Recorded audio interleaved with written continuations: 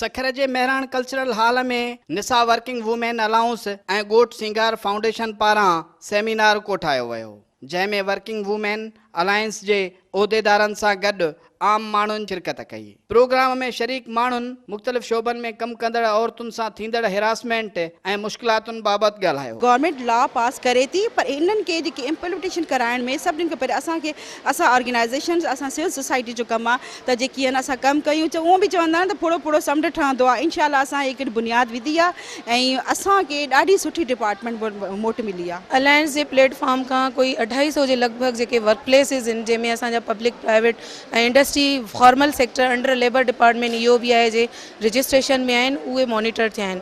उन्हनि जे रिज़ल्ट जे तहत असांखे कुझु जेके शयूं उहे अॻियां आयूं, जीअं जहिड़ो क वर्क प्लेसिस ते एम्प्लॉयमेंट कंफर्म कोन्हे, कॉन्ट्रैक्ट लेटर नथो ॾिनो वञे, मिनिमम वेज 17,500 अञा ताईं कोन ॾिनी पई वञे, डे केयर जी जेका फैसिलिटी कोन्हे, ऐं हरासमेंट जेका कमेटी आहे जेको कानून पास थी चुको आहे उहा कमेटी असांखे वर्क प्लेसिस ते कोन मिली आहे।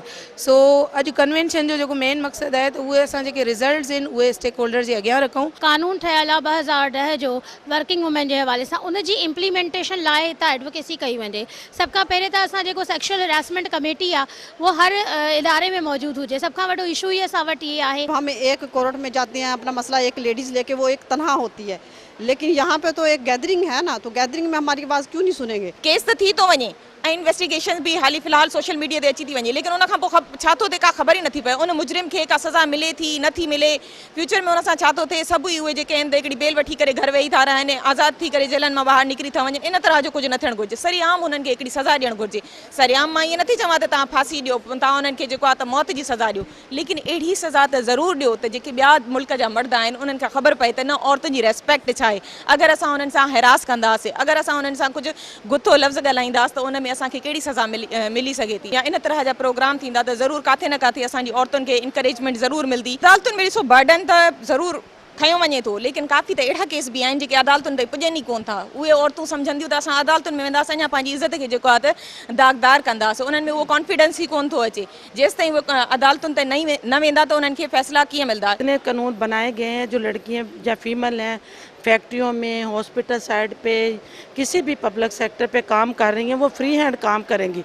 कोई भी उनको हरासा नहीं करेगा अपने काम करने में, और उनकी कोई रुकावट नहीं आएगी और दिल्ली से और खुशी के साथ वो काम करेंगी। अगर गवर्नमेंट इन लॉ को इम्प्लीमेंटेशन में डाल देती है, लॉ तो बना दिए गए हैं लेकिन इम्प्लीमेंटेशन नहीं हुई, इम्प्लीमेंटेशन होगी तो ये हमारे प्रॉब्लम सॉल्व होंगे और लड़कियां जो हैं खुलेआम फ्री हैंड अपना काम सर अंजाम दे सकेंगी ड्यूटी से। केस ऐसे सामने आए हैं जिनके लिए पटिशन हो, ऐसे केसेस आते हैं। अभी देखें IBA का केस था, वो चाहे हमें नहीं पता कि उस लड़की की क्या रिक्वायरमेंट थी, क्या फीलिंग्स थी या वाकई क्या हुआ था, लेकिन इस तरह का केस आया और एक बहुत बड़ी तरह से बड़े पैमाने पे उसको ख़त्म कर दिया गया। तो आवाज़ तो उठना शुरू हुई है। सन 2010 में ये वर्क प्लेस हरासमेंट का जो लॉ आया था, उसके बाद से अवेयरनेस तो क्रिएट हुई है और आज का कन्वेंशन भी इसकी बहुत बड़ी अक्कासी करता है कि आप अपनी आवाज़ उठाएं। हरासमेंट हम ये नहीं कहते कि हरासमेंट में कि बहुत बड़ा कोई ब्लैकमेलिंग या कुछ, हरासमेंट आपकी नज़रों से शुरू होता है।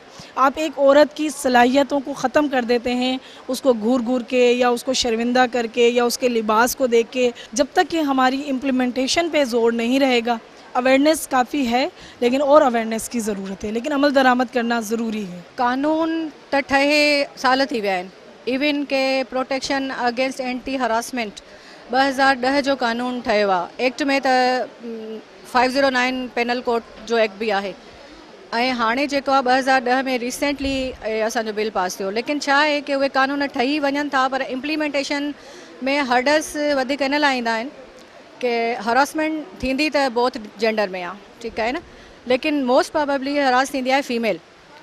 त फीमेल सां मसइलो इहो आहे त फीमेल हाईलाइट न करणु चाहींदी आहे। मसइलो इहो आहे, मेन शइ इहा आहे। छो त असांजी सोसाइटी में, माशरे में असां जेके वर्कर्स आहिनि या जेके फीमेल्स छोकिरियूं आहिनि या ख़वातीन आहिनि ॿाहिरि निकिरनि थियूं, उन्हनि खे इलाही सारा प्रॉब्लम्स हूंदा आहिनि, उन्हनि जे मथे ते इलाही ज़िम्मेदारियूं हूंदियूं आहिनि, उन्हनि जी फैमिली जी, ख़ानदान जी। सो हर कंहिंजे घर जो माहौल डिफरेंट हूंदो आहे न। त जॾहिं हिकिड़ी केस या हिकिड़ी का टेंशन या प्रॉब्लम हाईलाइट थींदी, जॾहिं साम्हूं ईंदी त उनखे सॉर्ट आउट कयो वेंदो न। असल में ज़रूरत आहे अवेयर करण जी, अवेयरनेस जी। जॾहिं त सखर जे एडमिनिस्ट्रेटर अली रज़ा अंसारी ऐं महिमान ख़ासि पीपी क़ौमी असेंबलीअ जे member Shazia Sobia Aslam Soomro Sindh TV news सां ॻाल्हाईंदे चयो त हिन फोरम जे ठहण सां या हिन ऑर्गेनाइजेशन जे ठहण सां घटि में घटि उहे औरतूं जेके ड्रिजंदियूं हुयूं कंहिंजे साम्हूं ॻाल्हि कंदे उन्हनि में एतिरो कॉन्फिडेंस ईंदो जो उहे अॻिते ईंदियूं ऐं पंहिंजी ॻाल्हि खे रजिस्टर कराए सघंदियूं, पंहिंजी कंप्लेंट खे रजिस्टर कराए सघनि थियूं ऐं आवाज़ उथारे सघनि थियूं। मुंहिंजे ख़्याल में इन तरह जा प्रोग्राम थियनि जंहिंजे करे असां जेके ख़वातीन आहिनि उहे कॉन्फिडेंट थींदियूं ऐं उन्हनि खे इनशाला इंसाफ़ बि मिलंदो। हिन फोरम ठाहिण जो मक़सदु ई इहो आहे त उन्हनि ख़वातीन जेके पंहिंजी ॻाल्हियुनि खे लिकाए वेंदियूं हुयूं या समाज के भउ खां वेही रहंदियूं हुयूं घरनि में, उहे हाणे ॿाहिरि निकिरंदियूं ऐं पंहिंजो हक़ वठी सघनि थियूं पियूं। जेके सिर्फ़ु हर डिपार्टमेंट में हैरेसमेंट कमेटी ठाहिण जो मतिलबु आहे त उनखे उन डिपार्टमेंट वाइज़ ई उनखे सॉल्व कयो वञे, त इन सां उन्हनि औरतुनि खे सिक्योरिटी बि मिलंदी ऐं उन्हनि में कॉन्फिडेंस बि अञा बिल्ड थींदो त उहो आराम सां पंहिंजी जॉब खे कंटिन्यू करे सघनि था। कानून ते अमल दरामद जेको आहे उहो असांजे जेके मेंबर्स आहिनि या जेके असांजा अवाम आहे उहे मिली करे टीम थी करे कमु करे सघनि था। सिर्फ़ु लॉ ठाहिणु मसइलो न हूंदो आहे, उन ते अमल दरामद मसइलो हूंदो आहे ऐं उन में ॿिन्ही पासनि खां चवंदा आहिनि न ताड़ी ॿिन्ही हथनि सां वॼंदी आहे, त उन तरह सां जेकॾहिं असां लॉ ठाहियूं था त उन ते अमल कराइण जे लाइ असांखे अवाम में वञिणो पवंदो ऐं अवाम सां मिली करे इहो इन शइ ते अमल कराइणो पवंदो। Protection of women against harassment at work place ऐं उन सां गॾु लेबर क़वानीन जेके ख़वातीन जे हवाले सां मख़सूस आहिनि उन्हनि ते अमल कराइण जे हवाले सां जेको सेमिनार थी रहियो आहे इहा हिकिड़ी अवेयरनेस ॾींदो ऐं ख़वातीन न सिर्फ़ु ख़वातीन पर मर्द ऐं उन्हनि सां गॾोगॾु जेके एंटरप्रेन्योरशिप आहे, जेके फैक्ट्रीज़ जा मालिक आहिनि उन्हनि ताईं बि इहो आवाज़ु पहुचंदो त जेके ख़वातीन लेबर जा हक़ूक़ आहिनि उहे उन्हनि खे ॾिना वञनि।